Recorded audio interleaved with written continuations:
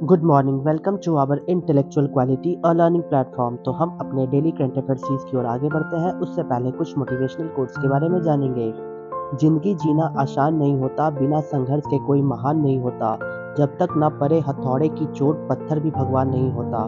इसलिए आपके परिश्रम में, आपकी जिंदगी में कितनी भी कठिनाइयां आए तो उसको डट कर सामना करें और सफलता की ओर आगे बढ़े, ताकि सफलता एक दिन अवश्य मिलेगी। तो इसी के साथ हम अपने डेली करंट अफेयर सीरीज की ओर आगे बढ़ते हैं।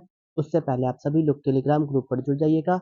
यहाँ पे आपको सारे पीडीएफ प्रोवाइड होंगे हमारे यूट्यूब सेशंस के। तो चलिए 6 जनवरी 2024 के सारे करंट अफेयर्स को डिटेल में कवर करेंगे, तो वीडियो के अंत तक बने रहिएगा। क्वेश्चन नंबर 1, हाल ही में छात्रों के प्रदर्शन का समग्र मूल्यांकन करने के लिए गुणोत्सव 2024 किसने लॉन्च किया? तो राइट आंसर होगा असम। असम गवर्नमेंट के द्वारा हाल ही में लॉन्च किया गया गुणोत्सव 2024। तो जानते हैं इसके पॉइंट्स के बारे में। असम सरकार के शिक्षा मंत्री रनोज पेगू ने 3 जनवरी से 8 फरवरी 2024 तक राज्य के 35 जिलों के 43,000 से अधिक सरकारी स्कूलों के लगभग 40 लाख छात्रों के प्रदर्शन के समग्र मूल्यांकन के लिए गुणोत्सव 2024 लॉन्च किया गया है। यह प्रत्येक बच्चे के सीखने के अंतराल की पहचान करेगा और ग्रेड विशिष्ट परिणामों के साथ गुणवत्तापूर्ण शिक्षा सुनिश्चित हो करेगा। इस प्रक्रिया से स्कूलों में जवाबदेही बढ़ेगा और शिक्षा की गुणवत्ता में सुधार होगा। तो ये देखिए, ये एक स्कीम लॉन्च किया गया है असम के द्वारा। तो कौन सा स्कीम लॉन्च किया गया है? गुणोत्सव 2024। तो हमें बस यही पॉइंट याद रखना होगा कि असम के द्वारा हाल ही में लॉन्च किया गया गुणोत्सव 2024।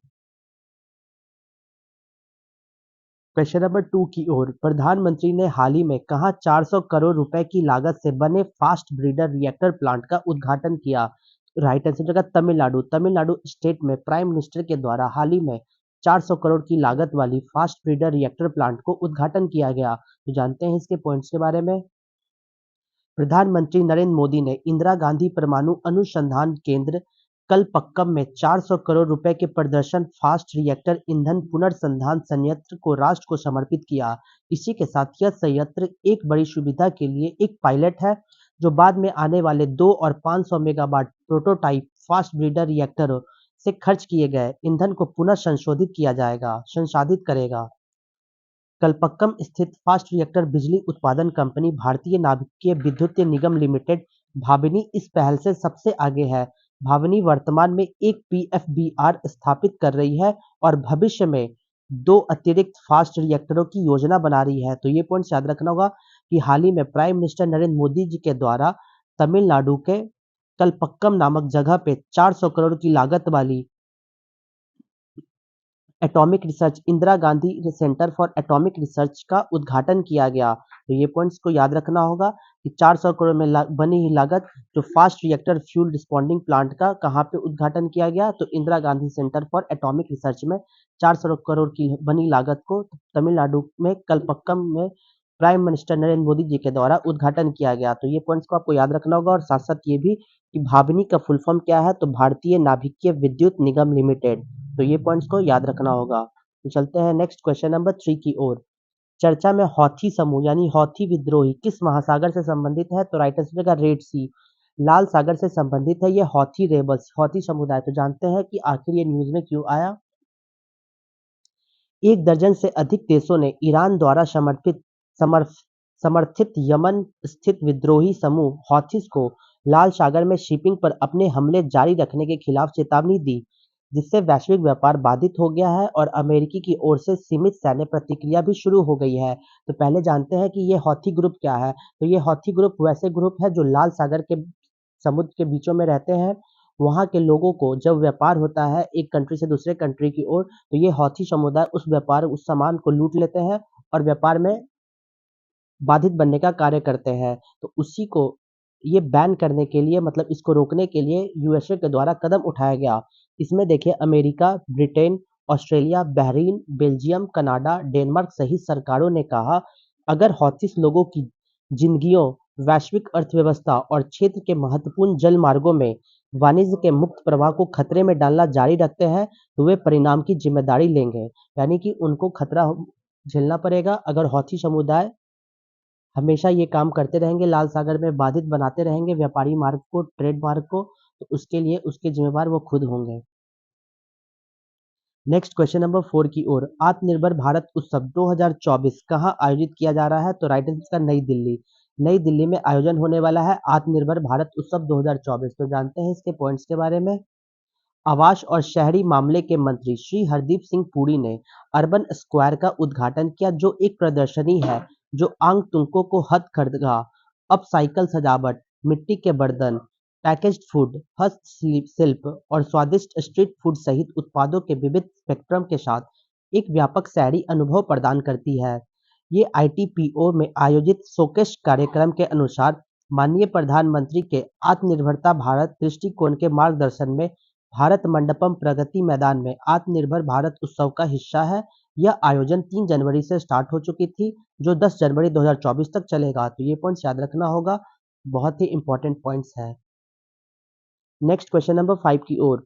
इसरो का सैटेलाइट GSAT-20 किस रॉकेट से लॉन्च किया जाएगा? तो राइट आंसर का फैल्कन 9।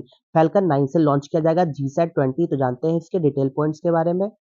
इसरो का वाणिज्यिक शाखा न्यू स्पेस इंडिया लिमिटेड, जिसे NSIL कहा जाता है, 2024 की दूसरी तिमाही के दौरान स्पेस एक्स के फाल्कन 9 पर GSAT-20, जिसका नाम बदलकर GSAT-N2 रखा गया, ये लॉन्च करेगी। GSAT-20 एक उच्च थ्रूपुट की ब्रांड है सैटेलाइट है, जिसका पूर्ण स्वामित्व संचालन और वित्त पोषण NSIL द्वारा किया जाएगा। तो ये GSAT है, स्पेस एक्स के फाल्कन 9 के द्वारा लॉन्च किया जा रहा है GSAT-20। तो जानते हैं इसरो के पॉइंट्स के बारे में। इसरो को पहले भारतीय राष्ट्रीय अंतरिक्ष अनुसंधान समिति, इनको स्टार कहा जाता था, इसके रूप में जाना जाता था, जिसे अंतरिक्ष अनुसंधान की आवश्यकता को पहचानते हुए 1962 में डॉक्टर विक्रम साराभाई के सुझाव पर जवाहरलाल नेहरू के अधीन स्थापित किया गया था। तो ये पॉइंट्स को याद रखना होगा कि इसरो का पहले क्या नाम था। इसरो का पहला पुराना नाम था Indian National Committee for Space Research, जो इसको बाद में इसरो कर दिया गया, Indian Space Research Organisation. Next question number 6 की ओर। हाल ही में भारत रेडियो टेलीस्कोप परियोजना SKAO में शामिल हुआ है। SKAO कहाँ स्थापित किया जाएगा? तो राइट आंसर होगा बोथ ए एंड बी, यानी कि ऑस्ट्रेलिया और अफ्रीका दोनों में इसको स्थापित किया जाएगा SKAO को। तो जानते हैं इसके पॉइंट्स के बारे में। भारत सरकार ने स्क्वायर किलोमीटर पर और ऑब्जर्वेटरी जो SKAO है में शामिल होने के लिए औपचारिक रूप से हस्ताक्षर किए। यह दुनिया का सबसे बड़ा प्रस्तावित रेडियो टेलीस्कोप होगा, जो अफ्रीका और ऑस्ट्रेलिया में स्थित होगा। इस परियोजना को परमाणु ऊर्जा विभाग और विज्ञान और प्रौद्योगिकी विभाग द्वारा संयुक्त रूप से 1250 करोड़ रुपए का वित्त पोषण किया जाएगा, जिसमें DAE प्रमुख एजेंसी होंगी। ये SKAO रेडियो खगोल विज्ञान को समर्पित एक नया अंतर संस्कारी संगठन है, जिसका मुख्यालय यूके में है। फरवरी 2021 स्क्वायर किलोमीटर एरे वेधशाला की स्थापना को मंजूरी दी गई। ये SKAO एक एकल दूरबीन नहीं, बल्कि हजारों एंटेनों की एक श्रृंखला है, जो खगोलीय घटनाओं की निरीक्षण और अध्ययन करने के लिए एक बड़ी इकाई में रूप में काम करेगी। तो ये पॉइंट्स याद रखिएगा कि हाल ही में हमारे गवर्नमेंट ऑफ इंडिया के द्वारा ज्वाइन किया गया स्क्वायर किलोमीटर एरे ऑब्जर्वेटरी, जिसको हम लोग SKAO के नाम से जानते हैं। S for square, K for kilometre, A for array और O फॉर ऑब्जर्वेटरी। ये दुनिया का सबसे बड़ा रेडियो टेलीस्कोप होगा, जिसको कहाँ पे लोकेटेड किया गया? अफ्रीका और ऑस्ट्रेलिया दोनों जगह पे इसको लोकेट किया गया। नेक्स्ट चलेंगे क्वेश्चन नंबर 7 की ओर। हाल ही में किसने हिम तेंदुओं को राष्ट्रीय प्रतीक घोषित किया है? तो राइट आंसर है किर्गिस्तान। किर्गिस्तान के द्वारा हाल ही में स्नो लेपर्ड को नेशनल सिंबल घोषित किया गया। तो जानते हैं इसके पॉइंट्स के बारे में। किर्गिज गणराज्य के राष्ट्रपति माननीय श्री शादिर झापोरेव ने आधिकारिक तौर पर हिम तेंदुओं, जिसको पैथरा एनेसिया कहा जाता है साइंटिफिक नेम में, किर्गिज गणराज्य का राष्ट्रीय प्रतीक घोषित किया गया। और इसी हिम तेंदुआ प्राचीन किर्गिज संस्कृति में एक टोटेम जानवर रहा, जो पौराणिक कथा मानस से जुड़ा हुआ है। प्राचीन किर्गिज संस्कृति में हिम तेंदुओं को महानता, कुलीनता, साहस, बहादुरी और लचीलेपन के प्रतीक के रूप में सम्मानित किया जाता था। ऐसा कहा जाता है कि तेंदुआ महान मानस को कुल देवता जानवर था। हिम तेंदुआ द्वारा सन्निहित मनुष्य और प्रकृति के बीच सामंजस्य को विश्व स्तर पर प्रशंसित किर्गिज लेखक चिंगिस एमोसव के हालिया उपन्यास में वेन माउंटेन फॉल में स्पष्ट रूप से चित्रित किया गया था। तो इसी किर्गिस्तान वैश्विक वन्य जीव संरक्षण पहल में सक्रिय भूमिका निभाता है, जो 2013 में विश्व हिम तेंदुआ संरक्षण फोरम में हिम तेंदुआ संरक्षण पर बिश्केक घोषणा की सर्वसम्मति से अपनाया गया था। बिश्केक घोषणा को 12 स्नो लेपर्ड्स देशों जैसे भारत, नेपाल, भूटान, चीन, मंगोलिया, रूस, Pakistan, Afghanistan, Kyrgyzstan, Kazakhstan, Tajikistan और उज्बेकिस्तान द्वारा अपनाया गया। तो ये पॉइंट्स को याद रखिएगा कि हाल ही में किर्गिस्तान के द्वारा नेशनल सिंबल किसे बनाया गया, तो लेपर्ड्स को बनाया गया नेशनल सिंबल किसके द्वारा, तो किर्गिस्तान के द्वारा। तो चलते हैं नेक्स्ट क्वेश्चन नंबर 8 की ओर। हाल ही में डिजिटल शेंगन वीजा जारी करने वाला पहला यूरोपीय देश कौन सा है, तो राइट आंसर का फ्रांस। फ्रांस कंट्री पहला यूरोपियन कंट्री बन गया है जो इशू करेगा डिजिटल शेंगन वीजा के रूप में। जानते हैं इसके पॉइंट्स के बारे में। फ्रांस ने 2024 पेरिस ओलंपिक के लिए ओलंपिक वाणिज्य दूतावास के माध्यम से डिजिटल शेंगन वीजा लॉन्च किया। ऐसा करने वाला फ्रांस पहला यूरोपीय संघ सदस्य बन गया है और इसी के साथ पेरिस 2024 ओलंपिक और पैरालंपिक खेल में फ्रांस में अब तक का सबसे बड़ा आयोजन होगा। ओलंपिक खेल 26 जुलाई से 11 अगस्त 2024 तक होगा। इस ओलंपिक वाणिज्य दूतावास से आगामी खेल आयोजन में भाग लेने वाला 15,000 अंतर्राष्ट्रीय एथलीट, 9,000 पत्रकारों और विदेशी देशों के प्रतिनिधित्व मंडल के आवेदनों को संभालने की उम्मीद है। इस पहल का उद्देश्य वीजा आवेदन प्रक्रिया में सुव्यवस्थित करता है, जिससे दुनिया भर में फ्रांसीसी वीजा केंद्रों पर वर्तमान में प्रसंस्करण के दौर से गुजर रही फाइलों में वृद्धि के साथ किसी भी भ्रम में बचा जा सकता है। इस वैध बहुप्रवेशन संदेश वीजा रखने वाला एथलीटों और अधिकारियों को अलग से फ्रेंच शेंगन वीजा के लिए आवेदन करना होगा और करने की आवश्यकता नहीं होगी।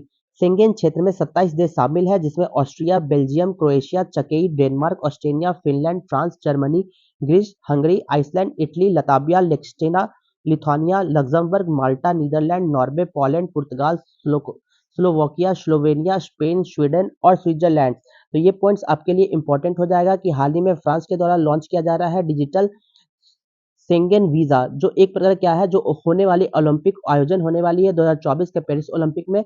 इसी के लिए इस वीजा को जारी किया गया है, किसके द्वारा, तो फ्रांस के द्वारा। तो ये बहुत ही इंपॉर्टेंट पॉइंट्स हो जाएंगे। तो चलते हैं नेक्स्ट क्वेश्चन नंबर 9 की ओर। हाल ही में किसने मोटे अनाज के उत्पादन को बढ़ावा देने के लिए रानी दुर्गावती श्री अन्न प्रोत्साहन योजना शुरू करने की घोषणा की है, तो राइट आंसर है मध्य प्रदेश। मध्य प्रदेश के सरकार के द्वारा हाल ही में लॉन्च किया जा रहा है रानी दुर्गावती श्री अन्न प्रोत्साहन योजना।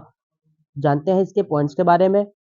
मध्य प्रदेश सरकार ने मोटे अनाज के उत्पादन को बढ़ावा देने के लिए रानी दुर्गावती श्री अन्न प्रोत्साहन योजना लागू करने का निर्णय लिया और इसी निर्णय के द्वारा इस जबलपुर में राज्य मंत्रिमंडल की पहली बैठक में लिया गया। रानी दुर्गावती श्री अन्न प्रोत्साहन योजना के तहत बाजरा उगाने वाले को 10 रुपए प्रति किलोग्राम दिए जाएंगे। इसके अलावा मध्य प्रदेश मंत्रिमंडल के रानी के नाम पर 2 पुरस्कार शुरू करने का निर्णय लिया। दुर्गावती और रानी अवंतीबाई लोधी उन महिलाओं के लिए है जिन्होंने प्रतिकूल परिस्थितियों में काम किया और समाज में असाधारण योगदान दिया। इन शहीद रानियों की जीवनी को स्कूल और कॉलेज के पाठ्यक्रम में शामिल किया जाएगा। कैबिनेट ने राज्य में सिंचाई क्षेत्र को 65 लाख हेक्टेयर बढ़ाने का फैसला किया है, जिसके लिए 32,000 करोड़ रुपए की सिंचाई परियोजना को मंजूरी दी है। आदिवासियों द्वारा तोड़े गए तेंदू पत्ते के लिए प्रति बोरा 4,000 रुपए है। राज्य में बुनियादी ढांचे को बढ़ावा देने के लिए 4500 करोड़ रुपए की सड़क बनाने का निर्णय भी लिया गया है। तो ये पॉइंट याद रखिएगा कि हाल ही में मध्य प्रदेश गवर्नमेंट के द्वारा उन्होंने डिसाइड किया है कि इम्प्लीमेंट करेंगे किसको, तो रानी दुर्गावती श्री अन्न प्रोत्साहन योजना को, ताकि प्रोडक्शन होगा, प्रमोशन होगा कोर्स ग्रेन का, यानी मोटे अनाज के लिए प्रोडक्शन होगा, उस पर बढ़ावा दिया जाएगा। किसके द्वारा, तो मध्य प्रदेश सरकार के द्वारा इसको बढ़ावा दिया जाएगा। जानते हैं नेक्स्ट क्वेश्चन नंबर 10 की ओर। डेली करंट अफेयर सीरीज का लास्ट क्वेश्चन। हाल ही में पुलिस शिकायत निवारण पोर्टल आवाम के लिए कहाँ लॉन्च किया गया है, तो राइट आंसर का जम्मू एंड कश्मीर। जम्मू एंड कश्मीर में लॉन्च किया गया पुलिस कंप्लेंट रिड्रेसल पोस्टर, जिसका नाम है आवाम से आवाम के लिए। जानते हैं इसके पॉइंट्स के बारे में। जम्मू कश्मीर के पुलिस महानिदेशक डीजीपी आर स्वैन ने पुलिस मुख्यालय में आयोजित एक प्रभावशाली समारोह में जम्मू कश्मीर पुलिस शिकायत निवारण पोर्टल आवाम से आवाम के लिए लॉन्च किया। इसी पोर्टल का उद्देश्य यह है कि नागरिकों और पुलिस कर्मियों के मुद्दों को सुनना होगा और आम नागरिकों या शिकायत निवारण चाहने वालों के साथ अधिक संचारित और विकेंद्रित तरीके से बातचीत करना और उनके निवारण की तीव्रता और गुणवत्ता में सुधार करना भी होगा। इस पोर्टल के माध्यम से यह भी बताया जा रहा है कि कमांडिंग अधिकारियों को आवेदन की स्थिति की जांच करने के लिए उन्हें संबंधित पक्षों को अग्रेसित करने और अपडेट प्राप्त करने की अनुमति देता है, जिससे शिकायत समाधान की समग्र दक्षता में वृद्धि होती है। और इस अवसर पर यह बोलते हुए डीजीपी ने कहा कि नागरिकों के साथ साथ हमारे अपने कर्मी भी बिना किसी मिलावट के अधिक संरचित और विकेंद्रीकृत तरीके से एक ही स्थान पर कार्य करते रहेंगे। इस पोर्टल में एक ही आवेदन यदि विभिन्न कार्यालयों में प्रस्तुत किया जाता है तो उसे फिल्टर किया जा सकता है, ताकि नागरिकों और विभाग का समय बचाया जा सके। उन्होंने पोर्टल तैयार करने के लिए डीएसपी आईटी पीएचक्यू जुनैद हुकैम और निदेशक आईटी एनआईसी बैजुल उबोट को भी बधाई दी है। तो ये पॉइंट्स को याद रखना होगा कि जम्मू एंड कश्मीर के डीजीपी के द्वारा हाल ही में लॉन्च किया गया कश्मीर पुलिस ग्रीवेंस रेडिशनल पोर्टल, जिसे आवाम से आवाम के लिए इस पोर्टल को लॉन्च किया गया। किसके द्वारा? तो जम्मू कश्मीर के डीजीपी के द्वारा लॉन्च किया गया। वहाँ के डीजीपी कौन है? तो आर सोयन। तो ये पॉइंट्स को याद रखना होगा, बहुत ही इंपॉर्टेंट पॉइंट्स है। तो रिवीजन बैच की ओर चलते हैं। 5 जनवरी 2024 के सारे करंट अफेयर्स को रिवीजन मोड में कवर करेंगे। क्वेश्चन नंबर 1, हट्टी समुदाय को हाल ही में किस राज्य सरकार द्वारा अनुसूचित जनजाति का दर्जा दिया गया? तो हिमाचल प्रदेश गवर्नमेंट के द्वारा। क्वेश्चन नंबर 2, चैमोलियन ट्रोजन क्या है? तो यह एक मालवेयर है। क्वेश्चन नंबर 3, हाल ही में सल्टन सागर में लिथियम का भंडार पाए गए। सल्टन सागर कहाँ स्थित है? तो नॉर्थ अमेरिका में लोकेटेड है। क्वेश्चन नंबर 4, बाबरी मस्जिद राम मंदिर दुविधा नामक पुस्तक किसके द्वारा लिखा गया? तो माधव गोडबोले के द्वारा लिखा गया बाबरी मस्जिद राम मंदिर दुविधा। क्वेश्चन नंबर 5, ब्रेल दिवस हर वर्ष 4 जनवरी को मनाया जाता है। क्वेश्चन नंबर 6, वर्ष 2024 में ब्रिक्स सम्मेलन किसकी अध्यक्षता में होगी? तो रशिया के द्वारा किया जाएगा। क्वेश्चन नंबर 7, हाल ही में किसने चीन के अनुसंधान जहाज पर प्रतिबंध लगाया? तो श्रीलंका के द्वारा प्रतिबंध लगाया गया। क्वेश्चन नंबर 8, हाल ही में पीएलआई अनुमोदन प्राप्त करने वाली पहली भारतीय ईवी अपनी कंपनी कौन सी बनी है? तो ओला इलेक्ट्रिक बनी है, जो पीएलआई को अप्रूव करेगा। ये पॉइंट्स को आपको याद रखना होगा। क्वेश्चन नंबर 9, हाल ही में किसने राज्य में स्थानीय निकाय संस्थानों की सेवाओं तक डिजिटल पहुंच के लिए के स्मार्ट परियोजना को लॉन्च किया है? तो केरला गवर्नमेंट के द्वारा इसे लॉन्च किया गया। क्वेश्चन नंबर 10, हाल ही में अंटार्कटिका में सबसे तेज एकल स्काइंग का रिकॉर्ड किसने बनाया? तो हरप्रीत चंडी के द्वारा बनाया गया सबसे तेज एकल स्काइंग का रिकॉर्ड। तो चलते हैं क्वेश्चंस ऑफ द डे में। तो आज का हमारा क्वेश्चन क्या है? Which among the following is India's deepest landlocked and protected port? निम्नलिखित में से कौन सा भारत का सबसे गहरा स्थल रुद्ध और संरक्षित बंदरगाह है? Option A Visakhapatnam, option B Chennai, option C Pradeep या ऑप्शन डी कंडाला। तो आपको आंसर कमेंट बॉक्स में देना होगा। तो यहाँ तक वीडियो को देखने के लिए thank you so much guys. Video को ज़्यादा ज़्यादा हो सके तो लाइक शेयर और सब्सक्राइब करें, ताकि और भी कंटेंट आपके पास पहुँच जाए। जय हिंद, जय भारत दोस्तों।